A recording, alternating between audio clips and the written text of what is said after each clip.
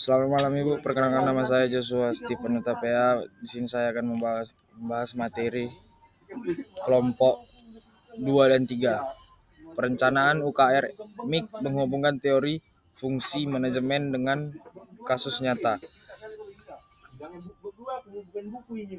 Teori fungsi manajemen mula-mula. Fungsi manajemen banyak ragamnya seperti merencanakan, mengorganisasikan, menyusun staf, mengarahkan, mengkoordinasi, dan mengontrol, mencatat, dan melaporkan, menyusun anggaran belanja. Kemudian dibuat menjadi lebih sederhana sehingga terdiri dari merencanakan, mengorganisasikan, memberi komando, dan mengontrol.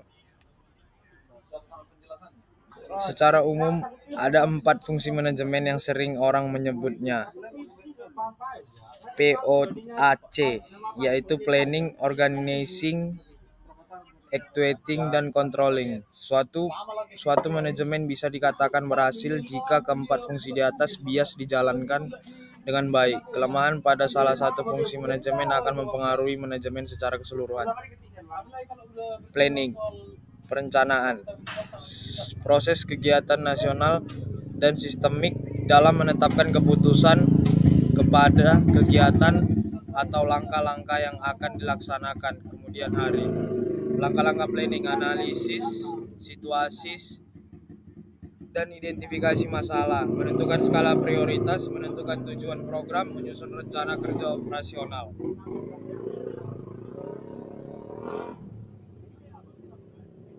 Pengorganisasian menyusun hubungan perilaku yang efektif antar personalia.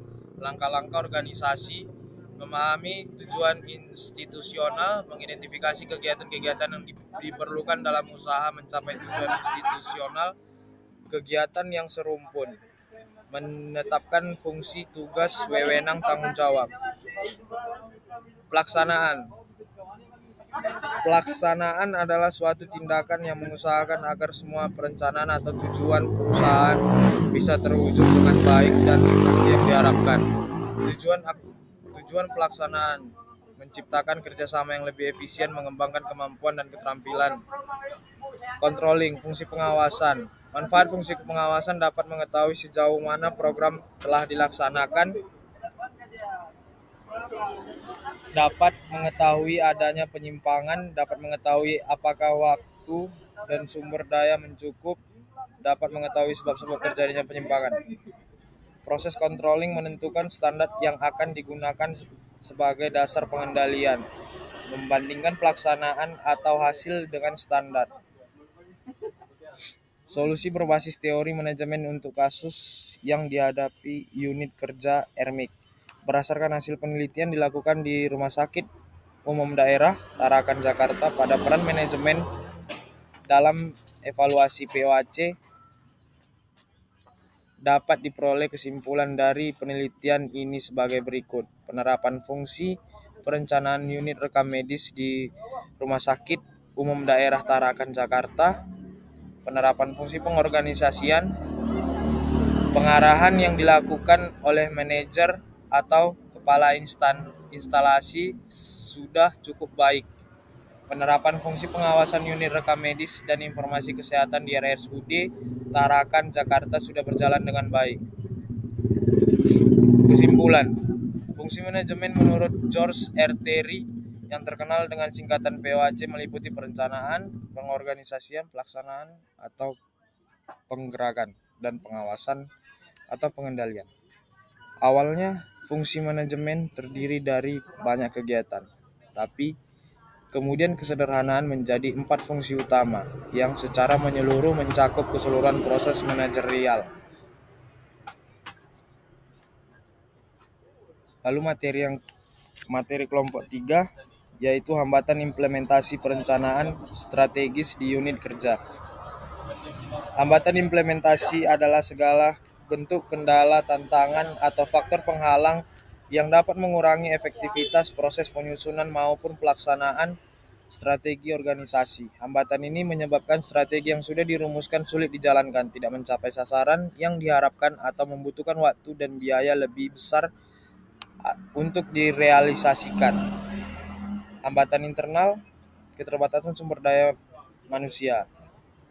SDM terbatas dalam jumlah maupun kualitas menghambat analisis isu strategis. Kurangnya pemahaman terhadap kebijakan dan teknis perencanaan menurunkan efektivitas implementasi. SDM yang berkualitas penting karena menjadi penggerak utama organisasi. Perubahan strategi membutuhkan kesiapan SDM untuk meninggalkan pola lama dan beradaptasi pada pola pikir yang baru. Hambatan 2. Keterbatasan anggaran atau biaya. Yang ketiga, koordinasi dan komunikasi yang lemah. Hambatan eksternal, ada perubahan regulasi, di mana reformasi rumah sakit umum di Indonesia mengarah pada otonomi melalui format badan layanan umum. Tujuannya untuk meningkatkan efisiensi akuntabilitas, fleksibilitas keuangan, serta kualitas layanan. Perubahan regulasi menuntut rumah sakit menyesuaikan struktur organisasi, tata kelola, dan mekanisme operasional. 2. Perkembangan teknologi yang cepat. Adapun Health Information Technology atau disingkat sebagai HIT membawa peluang besar untuk meningkatkan mutu layanan. Rumah sakit perlu berinvestasi pada SIM RS, EMR, telemedicine, dan aplikasi kesehatan lainnya. Audit eksternal mendorong adopsi teknologi untuk memastikan kepatuhan regulasi sekaligus mendukung pengembalian keputusan berbasis data. Tantangannya butuh kesiapan SDM.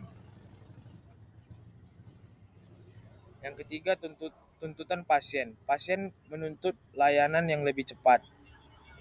Kualitas layanan diukur dengan dimensi keandalan, jaminan bukti fisik, empati, daya tangkap, serta kepercayaan. Implementasi SIM RS menjadi solusi penting untuk meningkatkan efisiensi. Hambatannya kompleksitas sistem dan kebutuhan integrasi teknologi dengan pelayanan yang ada. Alternatif solusi akar masalah dengan menggunakan metode fishbone analis digunakan untuk mengidentifikasi penyebab masalah melalui kategori manusia, mesin, metode, material, lingkungan, dan pengukuran. Manfaatnya untuk menentukan akar masalah, memetakan hubungan sebab akibat, mengembangkan beberapa pilihan solusi jangka pendek, jangka menengah, hingga jangka panjang. Penyusunan rencana aksi dilakukan agar strategi implementasi efektif melalui perencanaan berbasis elektronik. Tujuannya meminimalkan kendala politis, meningkatkan efektivitas anggaran, dan memastikan pencapaian target pembangunan.